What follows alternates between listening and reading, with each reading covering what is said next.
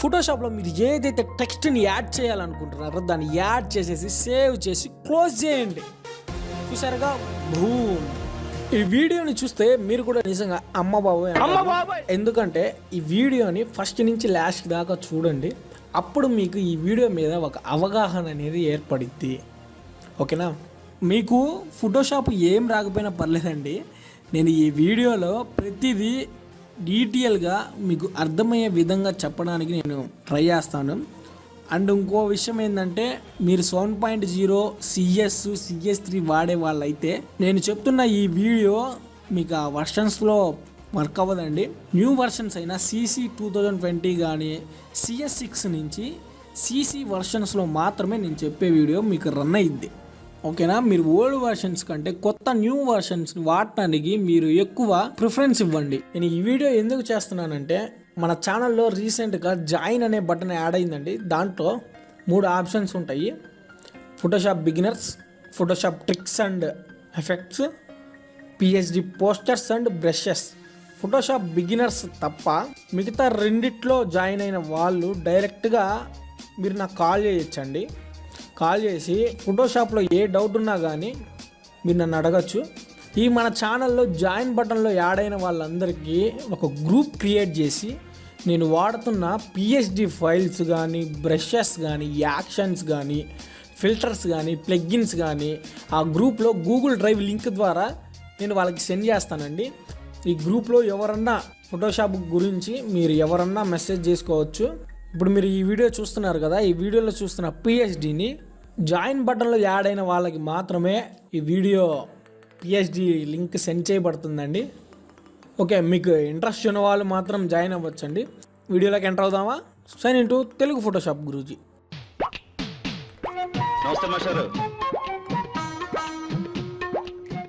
ఈ వీడియోలో చూస్తున్న PhD అనేది మన ఛానల్లో జాయిన్ అయిన వాళ్ళ కోసం నేను మన వాట్సాప్ గ్రూప్లో కూడా నేను అప్లోడ్ చేశాను. అది మీరు డౌన్లోడ్ చేసుకొని యూజ్ చేసుకోవచ్చు.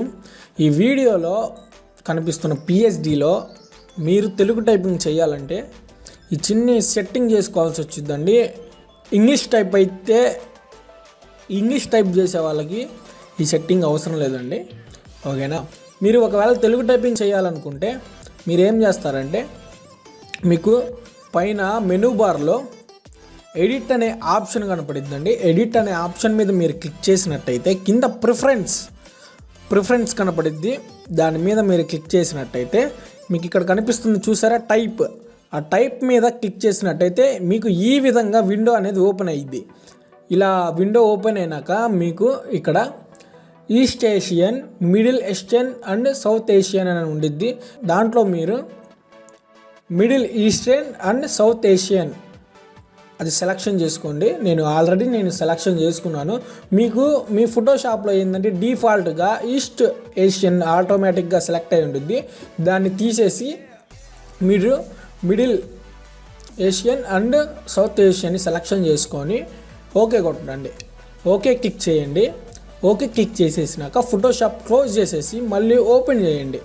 ఓపెన్ చేసేసి మీరు ఇలా ఫోటోషాప్ని క్లోజ్ చేసి ఓపెన్ చేసినాక ఈ PhDని ఫోటోషాప్లోకి ఇన్సర్ట్ చేసినాక మీకు రైట్ సైడ్లో లేయర్స్ అనేది ఒక చిన్న బాక్స్ కనపడింది. ఒకవేళ మీకు ఆ బాక్స్ కనపడకపోతే మీకు విండోస్లో లేయర్ అనే ఆప్షన్ ఉండిద్ది. దాన్ని క్లిక్ చేసినట్టయితే మీకు ఈ లేయర్ ప్యానల్ అనేది మీకు ఓపెన్ అయ్యిద్ది. ఇలా లేయర్ ప్యానల్ ఓపెన్ అయ్యాక మీకు ఫస్ట్ లేయర్ చూడండి, యువర్ టెక్స్ట్ హర్ అని ఒక లేయర్ ఉండేది. దాని మీద మీరు డబుల్ క్లిక్ చేయండి. డబుల్ క్లిక్ చేసేస్తే మీకు ఈ విధంగా ఓపెన్ అయ్యిద్ది. ఇలా ఓపెన్ అయినాక ఇప్పుడు మనం తెలుగు టైపింగ్ చేయాలి కాబట్టి నేను గూగుల్లోకి వెళ్ళి తెలుగు టైపింగ్ ఆన్లైన్ అని టైప్ చేస్తే మీకు ఈ విధంగా వచ్చిందండి.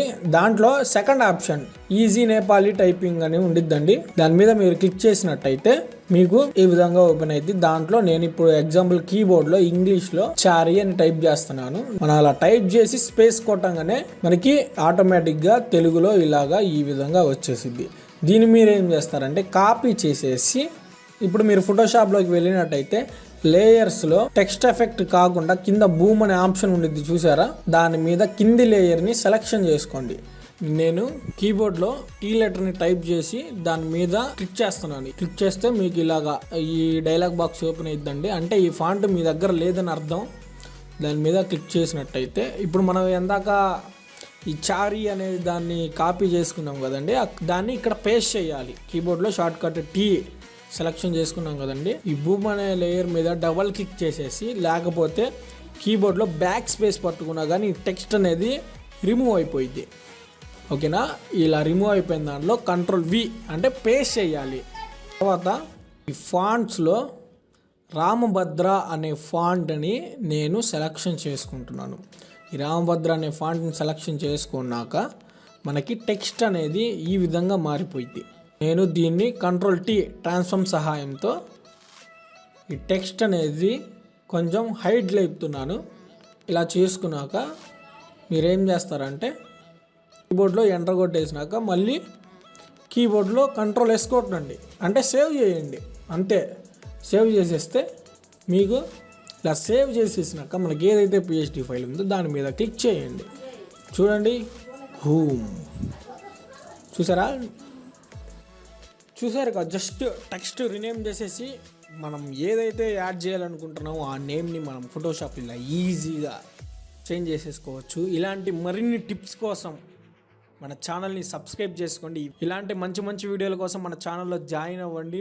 మీకు ఈ వీడియో నచ్చితే ఫోటోషాప్ నేర్చుకునే వాళ్ళకి ఖచ్చితంగా మన వీడియోని సజెస్ట్ చేయండి. ఓకే ఫ్రెండ్స్, ఉంటాను మరి. Take care, bye.